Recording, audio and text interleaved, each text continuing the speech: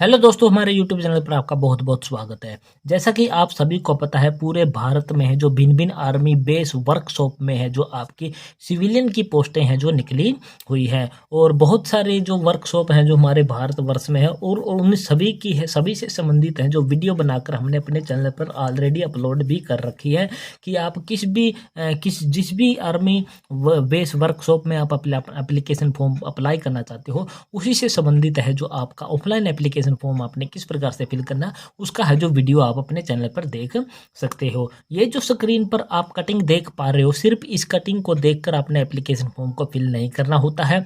इस वीडियो के description box में आपको है जो इसका एक ऑफिशियली नोटिफिकेशन है जो प्रोवाइड करवा रखा है, उसको डाउनलोड करके आपने पढ़ लेना कि आपकी कैटेगरी के अनुसार है जो आपकी पोस्ट है जो अवेलेबल है या फिर नहीं है। तो आज हम आपको जो इस वीडियो के माध्यम से एक फॉर्म अप्लाई करने वाले हैं जो कि आपका है जो 509 army base workshop Agra Uttar प्रदेश में आपकी जो वर्कशॉप रहने वाली है, उसमें आपने ऑफलाइन एप्लीकेशन फॉर्म किस प्रकार से फिल करना, वो पूरा प्रोसेस है इस वीडियो के माध्यम से आपको है जो करके दिखाने वाले हैं।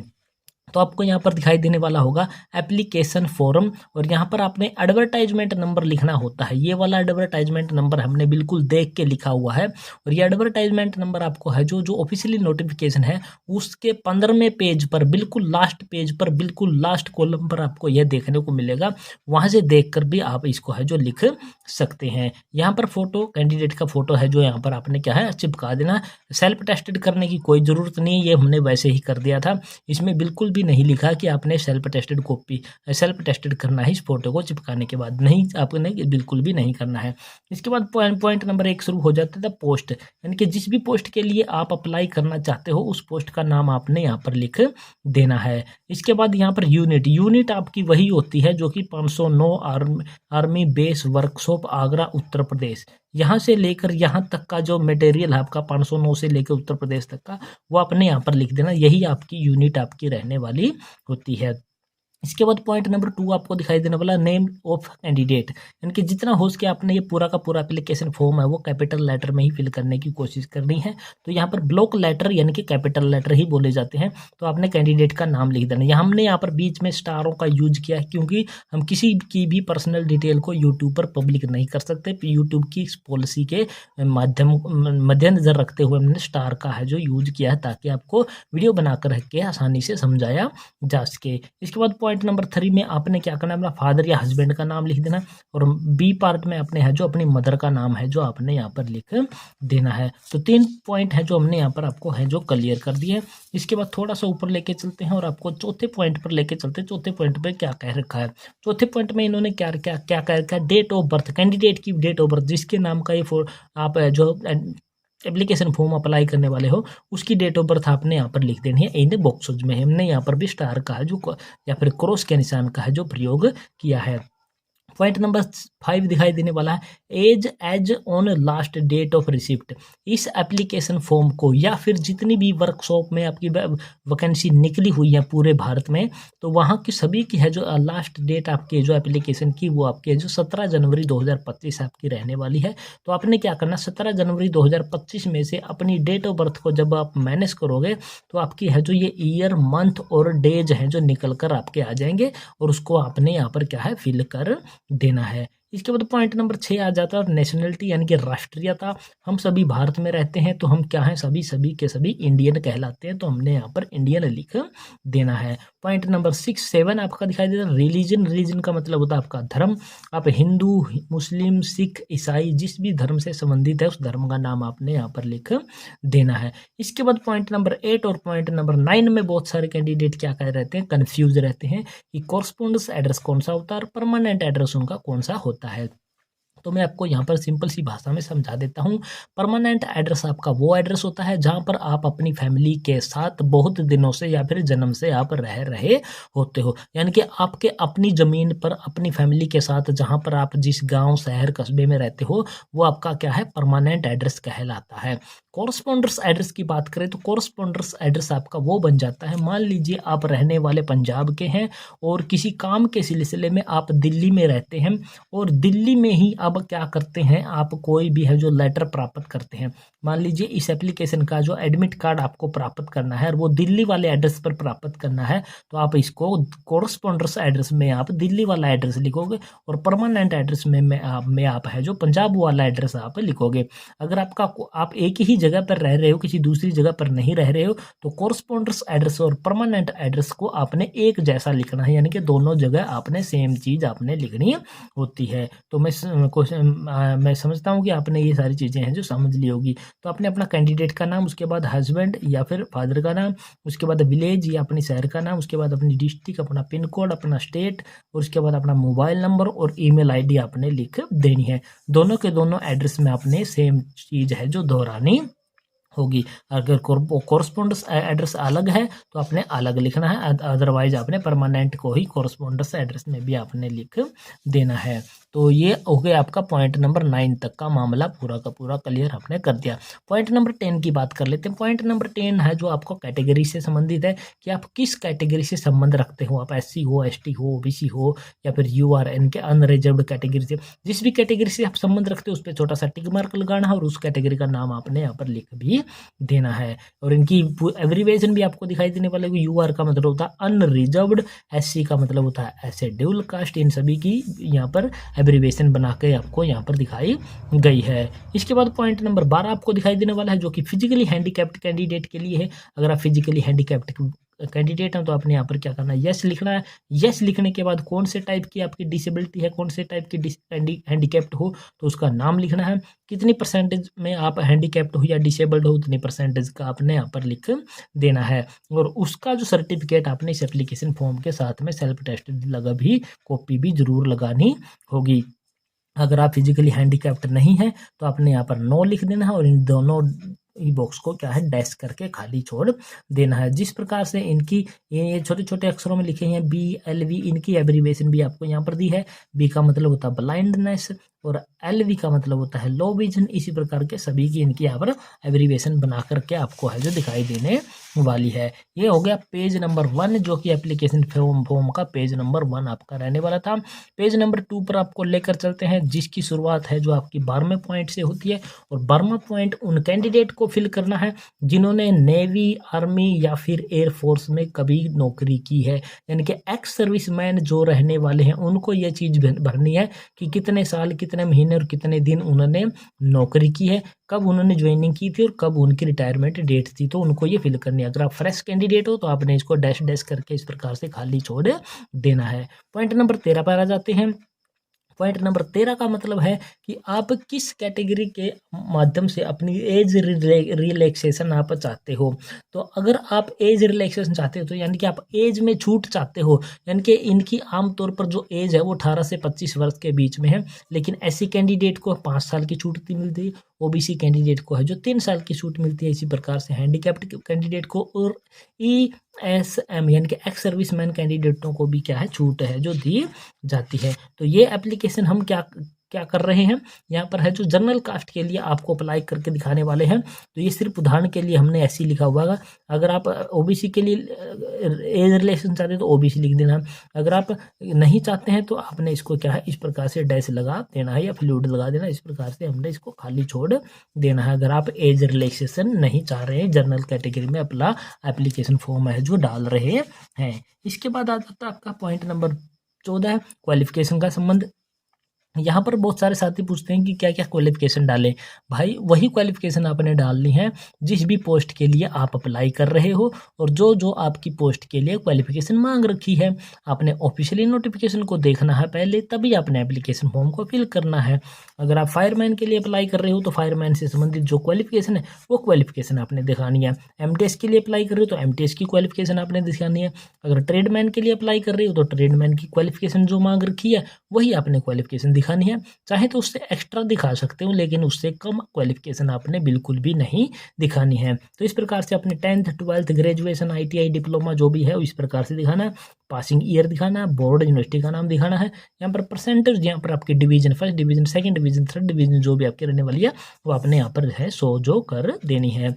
ये हो गया आपका 14वां पॉइंट। 14वां का आपका बी पॉइंट भी आपको यहाँ पर दिखाई देने वाला है, और बी पॉइंट में ये कहता है कि एक्सपीरियंस, अगर आपके पास इस पोस्ट से संबंधित या अन्य किसी पोस्ट से संबंधित एक्सपीरियंस है तो वो कौन से ऑर्गेनाइजेशन में कहाँ काम किया था, वो प्राइवेट था, सरकारी था, उसका नाम लिख देना। अपॉइंट यानी कि कौन सी पोस्ट पर काम किया, कब से लेके कब तक काम किया, उसकी डिटेल आपने फिल करनी है। अगर आप यहाँ पर यस लिखते हो तो, अगर आप यहाँ पर नो लिखते हो तो यहाँ पर इसको डैश डैश लगा के खाली छोड़ देना, इसमें कुछ भी फिल नहीं करने की आपको कोई ज़रूरत नहीं रहने वाली है। इसके बाद आ जाता है आपका point number 15, list of enclosure. इसका मतलब है मेरे भाइयों कि जो भी इस एप्लीकेशन फॉर्म के साथ आप क्वालिफिकेशन या कोई भी सर्टिफिकेट या फिर अपनी आइडेंटिटी प्रूफ की कॉपी लगा रहे हो, उनकी लिस्ट आपने तैयार करनी है। जैसे कि 10वीं की DMC, 12वीं की DMC, Aadhaar card, residence certificate, caste certificate, इसके बाद आपका कोई भी सर्टिफिकेट, जो भी सर्टिफिकेट यहाँ पर लिस्ट कम पड़ रही है तो इस प्रकार इधर भी आप लिस्ट है जो तैयार कर सकते हैं। इनकी जो जो कॉपी आप इस एप्लीकेशन फॉर्म के साथ में लगा रहे हो उनकी डिटेल आपने यहाँ पर है जो देनी होगी। इसके बाद पॉइंट नंबर 16 दिखाई देने वाला, detail of any identity proof, यानी कि एक ID प्रूफ आपने कंपलसरी लगाना है। चाहे तो आप यहाँ पर 2 लगा सकते हैं, 3 लगा सकते हैं, 4 भी लगा सकते हो, या फिर इनमें से जो भी आपके पास अवेलेबल हो वो एक आप है जो आइडेंटिटी प्रूफ आपने देना है। हम यहाँ पर आधार कार्ड की आइडेंटिटी प्रूफ के तौर पर दे रहे हैं तो हमने एक रेंडमली आधार नंबर लिख दिया है, जिसका ये किसी भी व्यक्ति से कोई इसका संबंध नहीं रहने वाला है। अगर किसी व्यक्ति के साथ ये आधार कार्ड मैच खाता है तो बाई संयोग बस ही आपका है जो मैच खाने वाला होता है। हमने ये रैंडमली लिखा हुआ है, सिर्फ 1 से लेकर के 9 तक के अक्षर लिख दिए, फिर 001 लिख दिया है। तो आपने इस प्रकार से, अगर आप पैन कार्ड देना चाहो पैन कार्ड दे सकते हो, ड्राइविंग लाइसेंस या पासपोर्ट, जो भी आपके ID प्रूफ आपने देना चाहते हो वो ID प्रूफ आपने दे देनी। एक देनी कंपलसरी है, चाहे तो आप तो 2 दे, 2 3 या 4 भी दे सकते हो। इसके बाद थोड़ा सा और नीचे आपको लेके चलते हैं और यहाँ पर आपको दिखाते हैं कि क्या क्या चीज़ें आपसे है जो आगे मांग रखी है। यहाँ पर आपको दिखाई देने वाला होगा डिक्लेरेशन। ये डिक्लेरेशन आपने पढ़ लेनी है। पढ़ने के बाद आपने कैंडिडेट के सिग्नेचर कर देने हैं। यहाँ पर अपना प्लेस का नाम लिख देना जहाँ से एप्लीकेशन फॉर्म फिल कर रहे हो, और अपनी डेट लिख देनी है जब भी, जिस भी डेट में ये एप्लीकेशन फॉर्म आप फिल कर रहे हो। इसके बाद ये नोट आपने देख लेना है कि एक वन सेल्फ एड्रेस्ड इन्वॉल्व, यानी कि एक अपना पता लिखा हुआ, आपका सेल्फ एड्रेस्ड आपका पता लिखा हुआ एक लिफाफा आपने तैयार करना, जिसको छोटा लिफाफा बोला जाता है। उस पर 5 रुपए की टिकट लगाने, किस प्रकार से तैयार करना अभी हम आपको आगे बता देते हैं। इसके बाद सेल्फ अटेस्टेड फोटो कॉपी, हमने पहले ही बता दी कि आपने सेल्फ अटेस्टेड कॉपी लगानी है अपनी क्वालिफिकेशन की, अपनी कास्ट की, अपनी आइडेंटिटी प्रूफ की।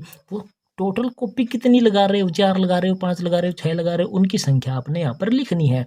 ठीक है। इसके बाद आ जाता है point number 3, 2 self attested photographs, यानी कि आपने जो फोटोग्राफ अपने एप्लीकेशन फॉर्म पर चिपकाया है उसी प्रकार के 2 फोटोग्राफ एक्स्ट्रा आपने भेजने हैं जो सेल्फ अटेस्टेड करने हैं। जो आपने चिपकाया है उसको सेल्फ अटेस्टेड नहीं करना, लेकिन जो साथ में भेजने हैं उनको आपने सेल्फ अटेस्टेड करना है, और उनके बैक साइड में अपना नाम, अपने पिता या माता का नाम और अपनी चाहे तो डेट ऑफ बर्थ भी आप लिख सकते हैं। किस प्रकार से लिखनी है वो भी हम आपको बताने वाले हैं। इसके बाद आगे आप एक्नॉलेजमेंट या फिर एडमिट कार्ड।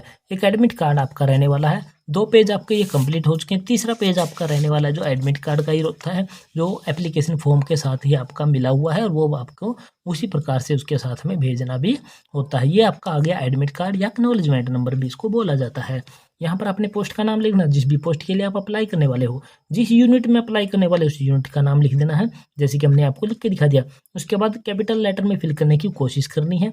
यहाँ पर अपना कैपिटल लेटर में, ब्लॉक लेटर में अपना कैंडिडेट का नाम लिख देना, उसकी डेट ऑफ बर्थ, उसका माता का नाम, उसके पिता या हस्बैंड का नाम, उसकी कैटेगरी, और उसके बाद आपने पॉइंट नंबर 8 जो आपको दिखाई देने वाला है ये होता है आपका कोरस्पॉन्डेंस एड्रेस। कोरस्पॉन्डेंस एड्रेस का मतलब है कि जो एड्रेस आपने एप्लीकेशन फॉर्म पर लिखा है वही वाला एड्रेस आपने लिखना है। कोरस्पॉन्डेंस एड्रेस का मतलब है कि आपको किस एड्रेस पर अपना ये एडमिट कार्ड है जो प्राप्त करना है।